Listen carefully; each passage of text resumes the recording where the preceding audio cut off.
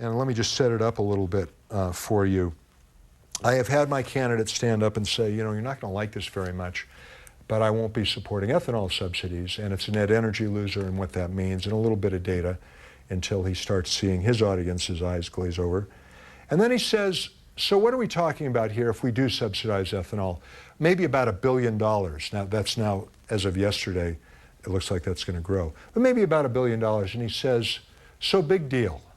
So $1 billion that isn't that well spent in the federal budget, that should be the worst of our problems. What difference does it make? What harm does it do if we don't use $1 billion well in the federal budget? And he says, I will tell you what the harm is. He says, as soon as your caucus is over, all 9 of us are out of here, and we're going to New Hampshire. And New Hampshire's biggest industry is automobile tourism.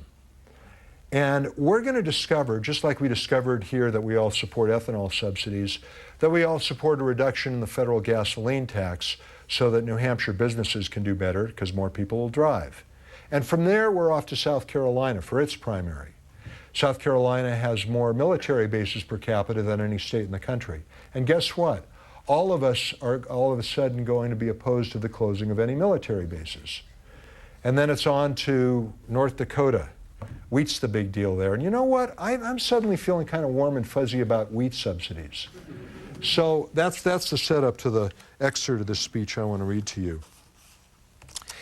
It is that long, wobbly list and not the single economically debatable issue of ethanol subsidies that is our problem here.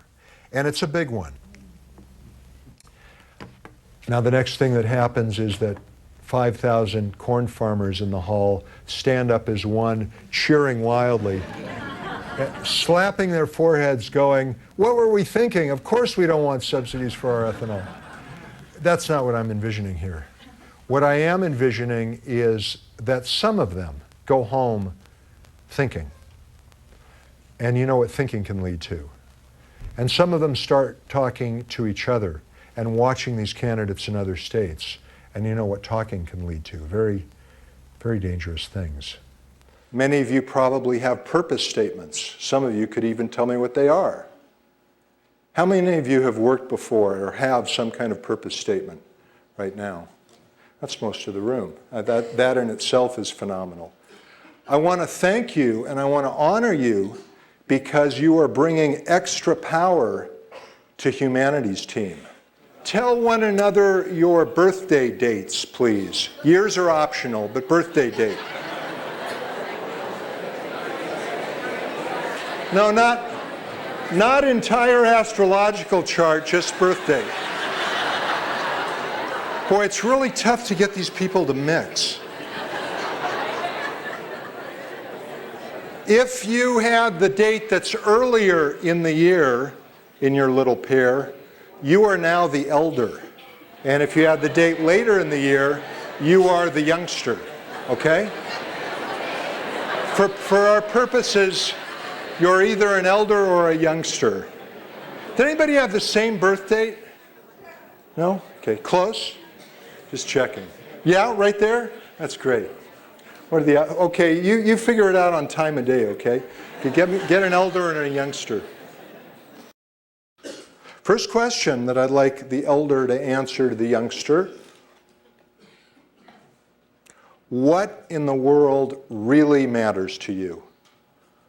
What consistently makes you rejoice or cry or gasp with astonishment or anger? First of all, I'm very, very personally grateful for your existence. And your being on the radio means a great deal to me. I think that you're really, considering the climate that we're living in right now, you're really trying to keep the middle ground. And I respect that totally. On the other hand, Well, that's it. Let's wrap it up. Time's up. Can people in the corners hear now? We changed the sounds a little bit, yeah? Have you been looking forward to this evening?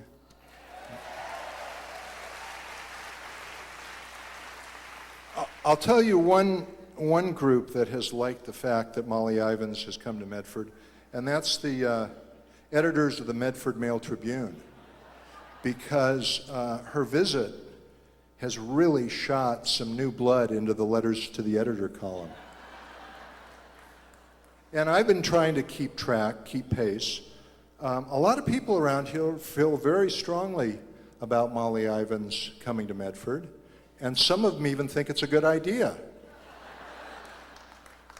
It drives me crazy to go occasionally visit Capitol Hill and talk to congressmen who will say, now I'm not talking about a lot of them, I'm ready to take a much more progressive stand on this. We need it. I'm thinking of healthcare more than anything else. But I don't have the support at home. People out there are not ready for this. When I know in their own district, they've got 50, 100,000 people who didn't vote because they're not hearing anything real about healthcare. And then a lot of them are saying all these politicians are alike. And I want to say, could you guys get together and talk? So, but you've seeded our next conversation the next time we're able to get together.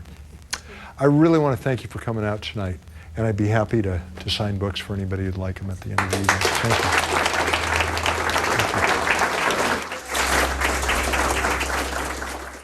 Well, that gives you a little taste of our presentations and workshops. I'd enjoy a conversation about adding value to your event or organization. Just visit immensepossibilities.com, and thanks.